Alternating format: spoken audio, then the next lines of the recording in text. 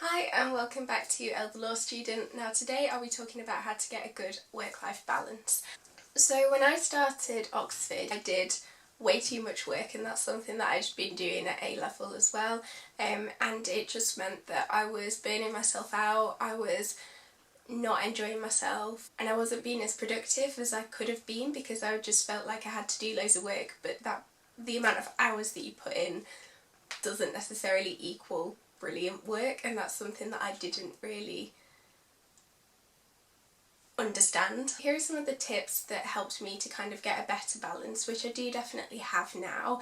I'm not there yet, but I'm getting there, and these are some of the ways that I got there.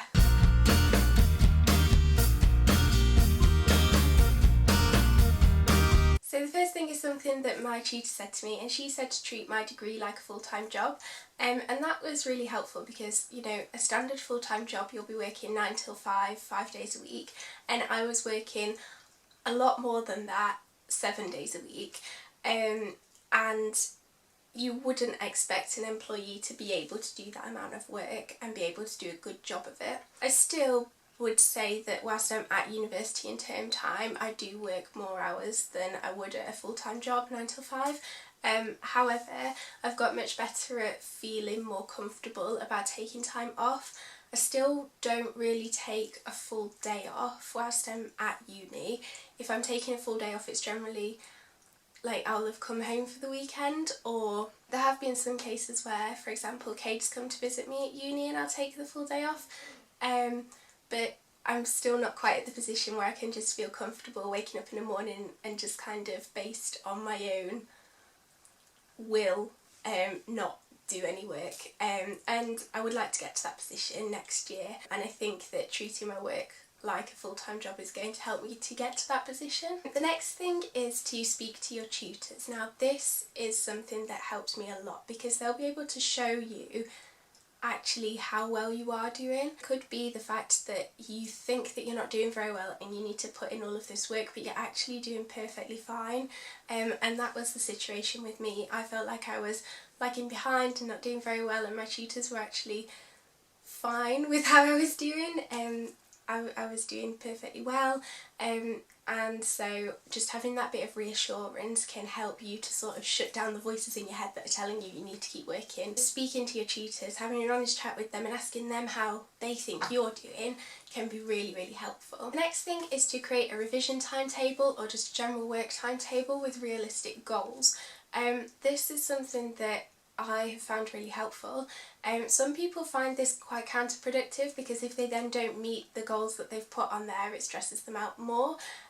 However, it's something that I've just found super useful. If I make sure that I plan out what I'm going to do each day, then it doesn't seem like this massive overwhelming thing that I have to do. It just seems like lots of small jobs that I can fit in throughout the week. I tend to plan my time in 2-week blocks because we will have 1.5 tutorials a week, so that means that one week we'll have 1 tutorial and the next week we'll have 2 tutorials, and so I plan my time across that because doing 3 essays and 3 reading lists in 2 weeks can just seem like a massive overwhelming thing, but if you sort of plan things out and say, okay, so on this day I'm going to read half my cases for this subject, and then say Thursday I'll write the essay for this other subject, then that can really help me to put everything into perspective and to not make me feel like I have to sit down and do all this work because I've got a mountain of it. The next thing is to not work in your room. I don't work in my room because, first of all,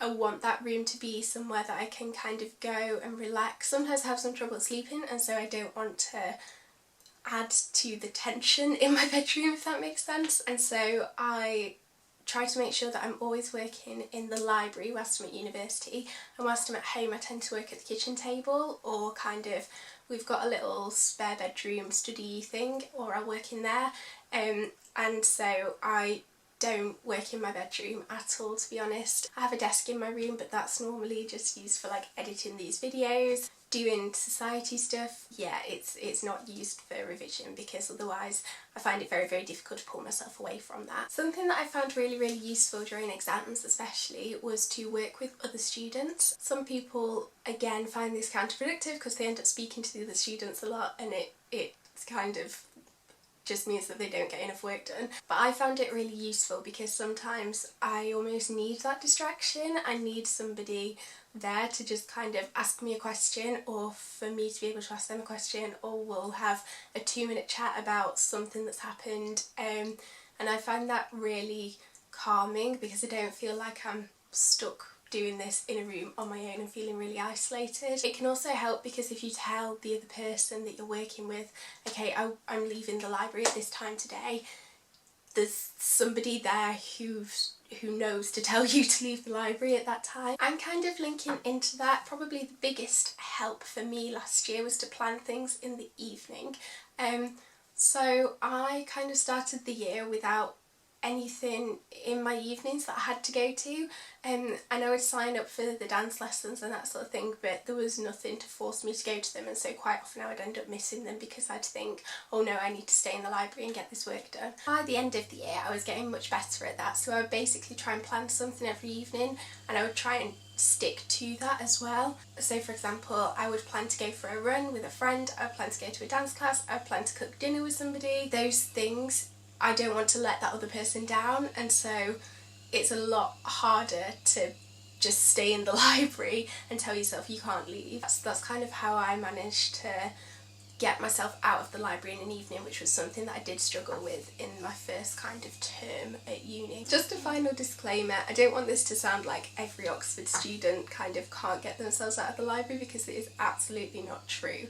I do want to emphasise that this is something that I've kind of struggled with ever since like GCSE, but as I said, it's getting a lot better now, and part of that is because of the fact that I'm at Oxford and the amount of support I've had whilst being at Oxford from my tutors and welfare staff and just the people there. I hope that this was helpful or like gave you some ideas if you are somebody who struggles with that, especially if you're about to start university and you're worried about the workload getting too much. These might just be some kind of good things to put in place right from the get-go, you know. If you do have any questions or anything, feel free to comment down below or message me on Instagram, and I'll see you soon.